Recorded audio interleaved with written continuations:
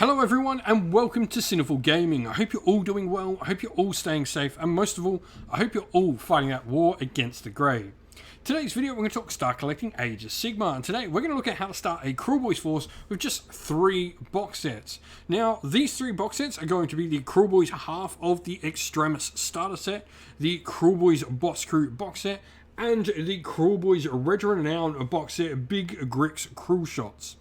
Now, combining all these, we're going to look to make a 1000-point army at the end of the video. But before that, we're going to go through all 3 box sets in turn, talk a little bit about the models inside the box set and what they do on the tabletop.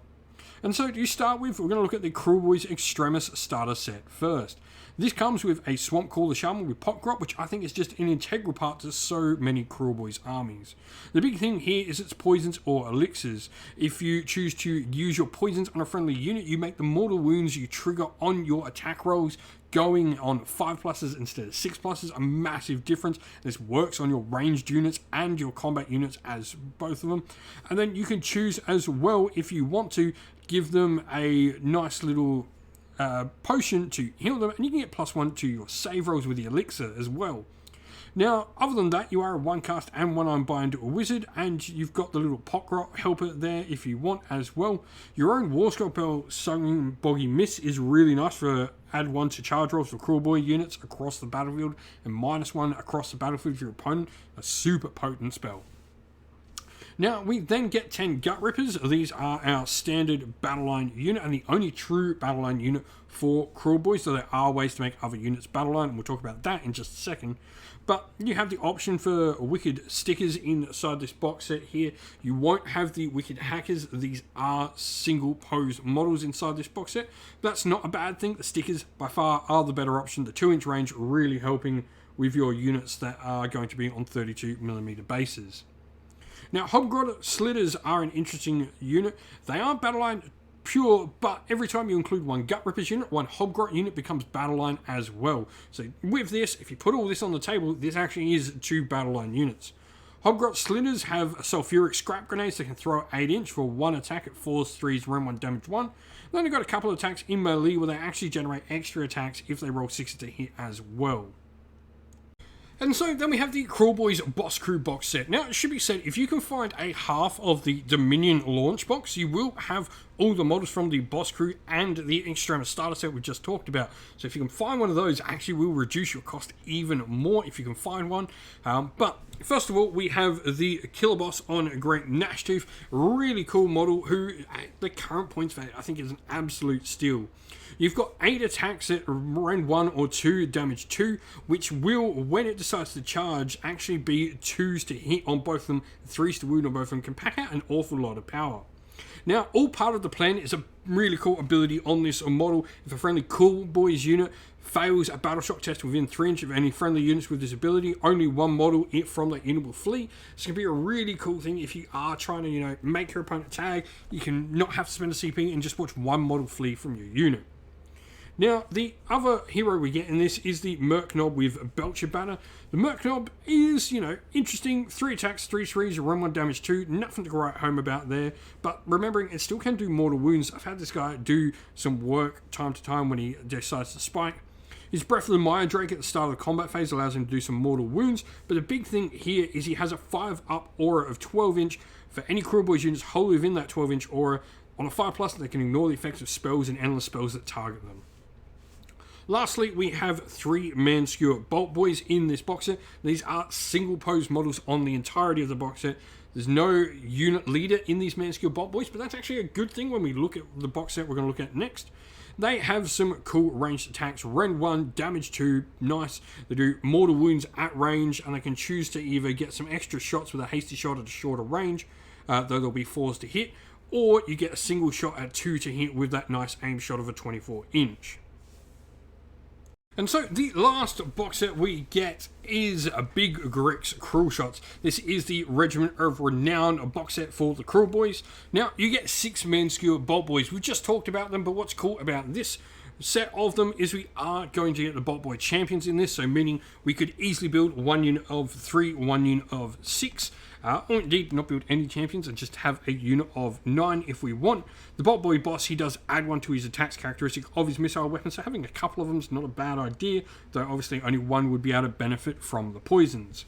The other model we get inside this box set is the Beast Skewer Kruleboyz. This is an artillery piece, 5 wounds on a 5-up save. Its big thing though is it's got 1 shot and it has an interesting damage characteristic. To determine the damage characteristic for an attack made with a Beast Skewer Bolt, you roll a number of dice equal to the wounds characteristic of the target unit. The damage characteristic is 2 plus 1 for each roll of a 5-up, up to a maximum of 12. So pretty cool stuff there. Can do, you know, a nice big 12 damage to a monster, which is pretty solid. And so here we have our sample army list for the Kruleboyz. Now we've gone with Green and Blades. I think for me this is one of my favourite war clans now with the Kruleboyz, especially since we've got the option to take Hobgrots as battle line units now. I think, you know, just being able to have Grin and Blades is so much more useful than what it used to be with the army. Big Yellows, you know, makes the Bolt Boys battle line, which is something to maybe consider. But Grin and Blades, friendly Grin and Blades units are not visible to enemy models that are more than 12 inches away from them.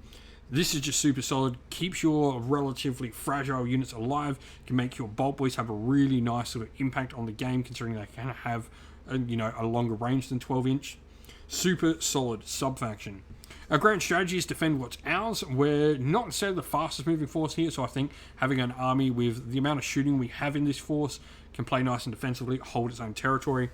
And then we have our killer boss on Nashtooth, who is going to be our general. Now, the command trait that we've gone for is Slippery Scumbag. This effectively means we can retreat and charge with our killer boss, and then we've also gone for giving him the Beast Killer slot, where once per battle at the start of the combat phase you can pick a monster within 3 inches of this. On 2 to 5 the monster suffers d6 mortal wounds, and on 6 the monster actually suffers 2d6. Pretty cool. Merc Knob with Belcher Banner, and then we've got our Swamp Caller Shaman, who's going to have Nasty Hex as a spell. This stops ward saves working, really good in conjunction with our army abilities. An aspect of the champion will be Leadership of the Alpha. This means we can use, you know, a single one of the generic commands 3 times. Battle line, we've got 10 Hobgrot Slitters and 10 Gut Rippers, and then we've got 3 Man-Skill Bolt Boys, 6 Man-Skill Bolt Boys, and a Beast Skiller Kruleboyz, rounding out the force, everything wrapped up in a battle regiment for a 1-drop force using 1 reinforced unit and 75 wounds on the table. And so that's the end of the video. Thank you all for watching. We hope you enjoyed the video. If you did, please don't forget to leave a like and subscribe to the channel, and also drop a comment down below letting us know what you thought of the video. If you'd like to come chat more with me and other members of our little community here at Sinful Gaming, we have a Discord server which is linked down in the video's description. Also linked down in the video's description are the best ways to help support the channel, either by Patreon or YouTube members, or by grabbing yourself some channel merch from our Teespring or Ko-fi stores. As a special thank you to all our Patreon and YouTube members, we'd like to give them all a shout out for their amazing support. So thank you to our Patrons: Christian Weir, Soren, Kenny Lowell, Outer Shot First, Andrew Bowen, The Rising Ape, Q Dynamic, Anthony B, JJ Austrian, Average Wargamer, Domir, Mark Harvey, James Cader, Benjamin Swallows, Red Martin, Iron Grinch, Nicholas Conomos, Colorblind Magic, Daniel Etherington, and Andy C. And a special thank you to our YouTube members: Green Roots Gaming, Ronya, Lock Lorick, The Johnny84, David Ellsworth, Wolfric Nick, Broken Chef, Ariana Edwards, Revenar, Pink Nico Fire, Robin Mankiller, Monty's Tabletop Terrain, John Castle, Davis Weir, James South, James Tillman, and Dylan Areno. Lastly, a special thank you to Lady Witchfox Art, who does all the amazing artwork you see here on the channel. Thank you for everything, and also a massive thank you to all our moderators on our Discord server and everyone that comes and helps film the battle reports on the channel. Thank you all once again. Stay safe everyone, stay well, and most of all, keep fighting that war against the Grey. Ciao for now.